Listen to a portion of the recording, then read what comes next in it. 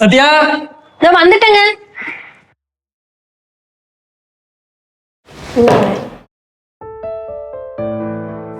போதும். நீ சாப்பிடல? நீங்க முதல்ல சாப்பிடுங்க.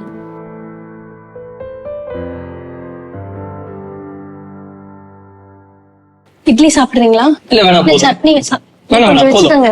பரவாயில்ல, வச்சுக்கோங்க.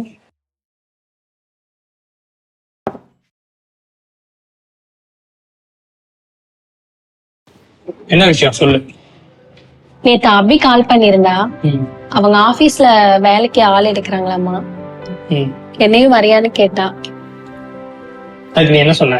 நானும் வரேன்னு சொன்னேன். நானும் வேலைக்கு போனா உங்களுக்கும் கொஞ்சம் ஹெல்ப்ஃபுல்லா இருக்கும்ல. நீ யாரை கேட்டு வரேன்னு சொன்ன? இங்க ஏற்கனவே எனக்கு மரியாதை நிறைய இருக்கு. இதுல நீ வேலைக்கு போனன்னு வையேன், அவ்வளவுதான்.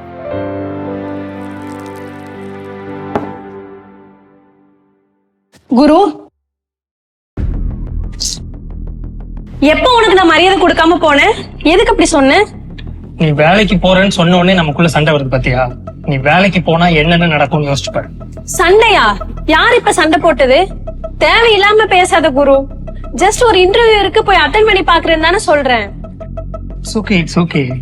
நீ எதுக்கு டென்ஷன் ஆகுற? சாப்பிட்டு போய் ரெஸ்ட் எடு, எல்லாம் சரியாயிரும். நான் இங்க என்ன பேசிட்டு இருக்கேன்? போய் சாப்பிட்டு பாடுன்னு சொல்லிட்டு இருக்கேன். உனக்கு நான் என்ன சொல்றேன்னு புரியுதா இல்லையா? இங்க பாரு சத்யா, நீ வேலைக்கு போக வேண்டாம். நீ வேலைக்கு போய் தான் இந்த குடும்பத்தை நடத்தணும்னு எந்த அவசியமும் இல்ல. முதல்ல வீட்டுல இருக்க வேலையை ஒழுங்கா பாரு. நிம்மதி ஆபீஸ் கூட போக மாட்டேன்.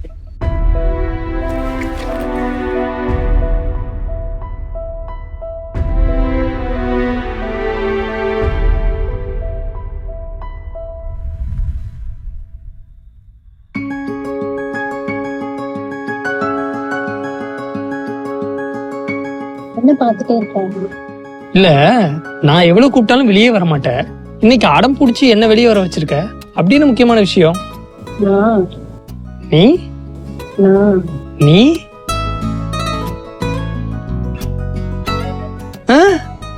ஒரு புத்தி எங்க போகுது பாரு. நான் சொல்ல போறத கேக்குறியா இல்ல நான் எந்திரிச்சு போவேன்? சொல்லு. நான் கேம்பஸ் இன்டர்வியூல செலக்ட் ஆயிட்டேன். Monthly 50K salary. அதான் உனக்கு ட்ரீட் கொடுக்கலாமேன்னு பார்த்தேன். Congratulations madam. Thank you ma'am. அப்புறம் இனிமே நீ எதையும் நினைச்சு ஃபீல் பண்ண வேண்டாம். உனக்கு துணையா நான் இருக்கேன். இனிமே எல்லாத்தையும் நான் பாத்துக்கிறேன்.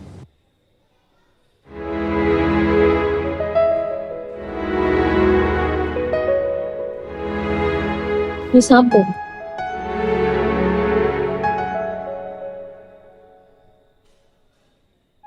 என்னாச்சு? ஒண்ணும் இல்ல. சொல்லு. இல்ல, நான் உன்னை கேட்பேன், நீ உண்மையா பதில் சொல்லணும். கேளு. ப்ராமிஸ்? ப்ராமிஸ். ஃப்ரெண்ட்ஸ் எல்லாம் ஒர்க் போறத பத்தி பேசிட்டு இருந்தோம். அபி சொன்னா நம்மளாம் கல்யாணத்துக்கு அப்புறம் ஒர்க்குக்கெல்லாம் போக முடியாது, நம்ம நினைச்ச மாதிரி எல்லாம் இருக்க முடியாது அப்படின்னு. அதான் நீயும் என்ன கல்யாணத்துக்கு அப்புறம் வேலைக்கு போக வேணாம்னு சொல்லிருந்தோன்னு பயமா இருக்கு. சத்யா, என்ன பத்தி உனக்கு தெரியாதா? தெரியுமே, அதனாலதான் பயமா இருக்கு. ஏய், ஆமா, கல்யாணம் ஆன உடனே வேலைக்கு போலான்னு பார்த்தா நீ கைய காலை வச்சுட்டு சும்மா இருக்க மாட்டேன். ஒரே வருஷத்துல கையில குழந்தைய கொடுத்துருவ. அப்புறம் குழந்தை ஸ்கூலுக்கு போகட்டும் வேலைக்கு போலான்னு சொல்லுவேன். ஒரு நாள் வேலைக்கே போக கூடாதுன்னு சொல்லிடுவேன். எனக்கு பயமா இருக்கு. இங்க பாரு, யாரு என்ன வேணாலும் சொல்லட்டும், நான் சொல்றது நீ நல்லா கேட்டுக்கோ. உனக்கு எப்படி இருக்கணும்னு தோணுதோ அப்படியே இரு.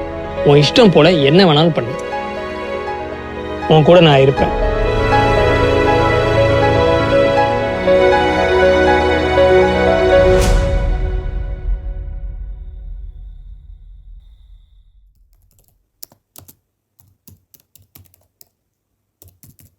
சத்யா,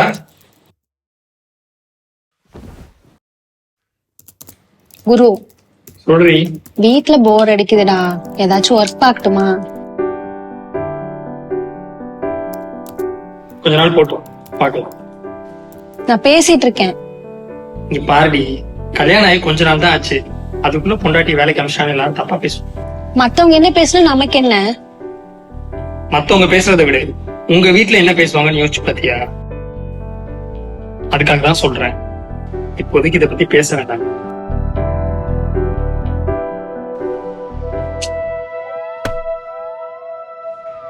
என்னடி பண்ண சொல்ற? சொல்லிட்டே இருக்கேன் ஒர்க் எங்கேயாச்சும் போறேன், வீட்லயே தனியா இருக்க ஒரு மாதிரி இருக்குன்னு. ஆனா நீ காதுலயே போட்டுக்க மாட்டேங்கிற குரு. எனக்கு என்ன, உன்னை எங்கேயும் அனுப்பக்கூடாதுங்கிறதுக்காக நான் போக வேணாம்னு சொல்றேன். அப்புறம் வேற என்ன ப்ராப்ளம் உனக்கு? நம்ம கல்யாணம் ஆகி எவ்வளவு நாள் ஆகுது? அது எதுக்கு இப்போ சொல்லு.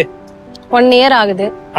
நம்ம வீட்டுல இருக்கவங்களும் சரி, அக்கம் பக்கத்துல இருக்கவங்களும் சரி, கல்யாணம் ஆகி 1 வருஷம் ஆயிடுச்சு, இன்னும் எது விசேஷம் இல்லையான்னு கேட்டுட்டு இருக்காங்க. இப்ப போய் இந்த சிச்சுவேஷன்ல ஒர்க் போய் அவன் நீ அடம் பிடிக்கிறது எனக்கு சரியா படல சத்யா. இன்னும் கொஞ்ச நாள் தான் எல்லாம் சரியாயிடும். நான் தான் இருக்கேன்ல. உனக்கு மத்தவங்க என்ன சொல்வாங்கங்கறத பத்தி தான் கவலையே தவிர நான் எவ்வளவு கஷ்டப்படுவேங்கறத பத்தி அக்கறையே இல்ல குரு. நீ என்ன புரிஞ்சுக்கிட்டது அவ்வளவுதானா சத்யா? அப்போ நீ இப்ப என்ன, உனக்கு வேலைக்கு போகணும் அவ்வளவுதானே? நான் என் ஆபீஸ்லயே உனக்கு ஒரு ஒர்க் பாக்குறேன். உண்மையாவா? சத்தியமாடி. அதான் ஓகே சொல்லிட்டேன்ல, அப்புறம் என்ன மூஞ்சி எப்படி வச்சிருக்க? சிரிக்கலாம்ல.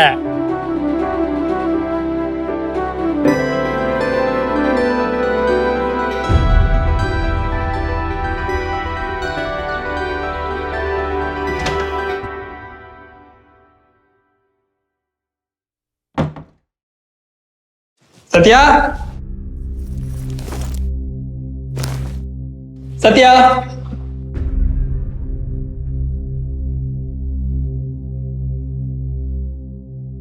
சத்யா.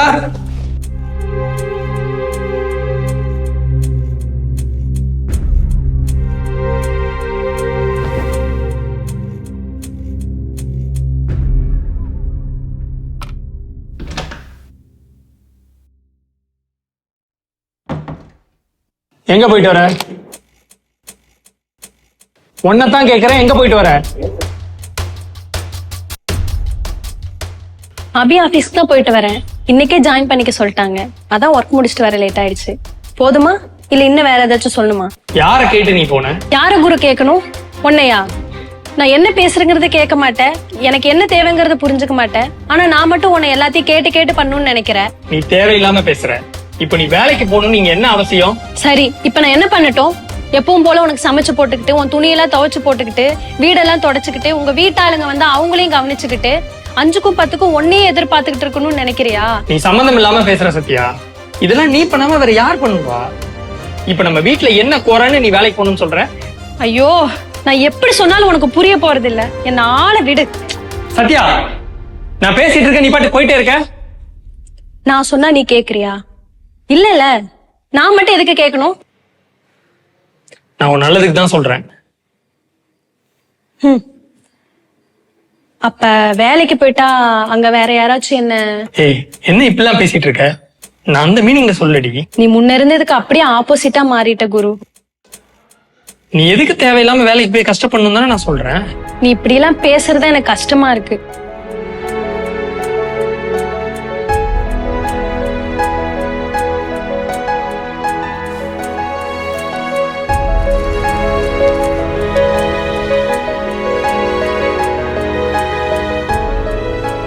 என்ன பாக்குற?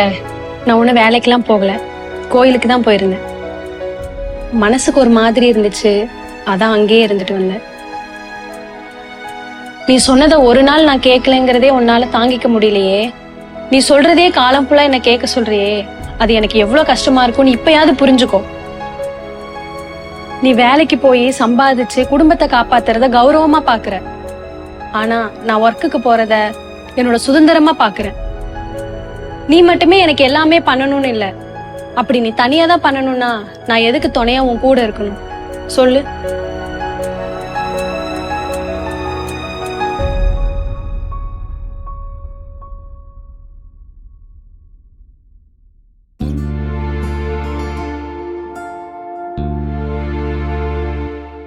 ஏன் குரு பொண்ணுங்க கஷ்டத்தை புரிஞ்சுக்கவே மாட்டேறீங்க? நாங்க நினைச்ச மாதிரி வளர முடியாது, புடிச்ச மாதிரி இருக்க கூடாது, ஆசைப்பட்டதை படிக்க முடியாது, காதலிச்சவனை கட்டிக்க கூடாது, சுயமா சம்பாதிக்க முடியாது, சுதந்திரமா இருக்கவும் கூடாது. ஆனா நீங்க சொல்றத மட்டுமே கேட்டு நாங்க வளரணும் வாழணும்னா எப்படி? நான் உனக்கு சமமா இருக்கேன்னு ப்ரூவ் பண்ணணும்னு இப்படி பண்ணல, உன்னை தாண்டி போகணும்னு முயற்சி பண்ணல. உன் கூட சேர்ந்து வாழணும்னு மட்டும்தான் ஆசைப்படுறேன். சேர்ந்து வாழ்றதுல இருக்கிற சந்தோஷம் சேர்ந்து முன்னேறதுலயும் தானே இருக்கு.